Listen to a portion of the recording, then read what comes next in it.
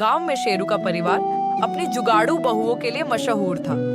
दिवाली नजदीक थी और शेरू के घर की बहुएं इस बार कुछ अलग तरीके से सजावट करने का मन बना चुकी थी। उनके पास न तो ज्यादा पैसे थे और न ही ज्यादा समय, पर उनके पास था ढेर सारा हुनर और ढेर सारी जुगाड़ू आइडियाज। डरे।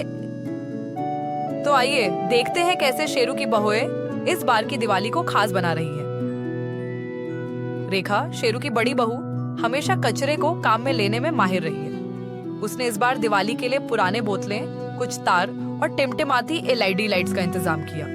उसने उन खाली बोतलों को धोकर सूखा दिया, फिर उनके अंदर रंग बिरंगी लाइट्स डाल दी। दीवारों के कोनों में, खिड़कियों पर और दरवाजे के पास उसने ये बोतलें लटकाई। शाम होते ही घर में चारों ओर रंगीन रोशनी बिखर गई। सुशीला, मंझली बहू, हमेशा क्रिएटिविटी से भरपूर रहती थी।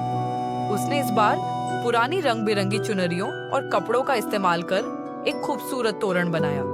उसने कपड़े के छोटे छोटे टुकड़े काटकर उनसे फूल और पत्तियां बनाई और उन्हें धागे से जोड़ दिया।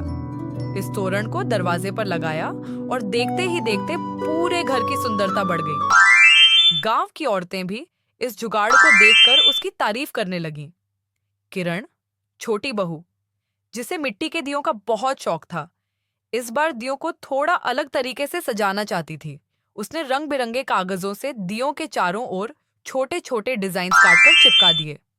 साथ ही हल्दी और चावल से आंगन में रंगोली बनाई, जिसमें उसने उन सजे सजाए दियों को भी शामिल कर दिया। जैसे ही रात में दिए जले, उनकी रोशनी ने रंगोली के रंगों को और निखार दिया।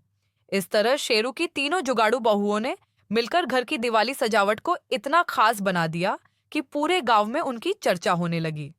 इस अनोखी सजावट के साथ दिवाली की रात उनके घर पर एक अनोखी चमक और रौनक फैल गई, जो लोगों को नए आइडियाज अपनाने की प्रेरणा भी दे गई।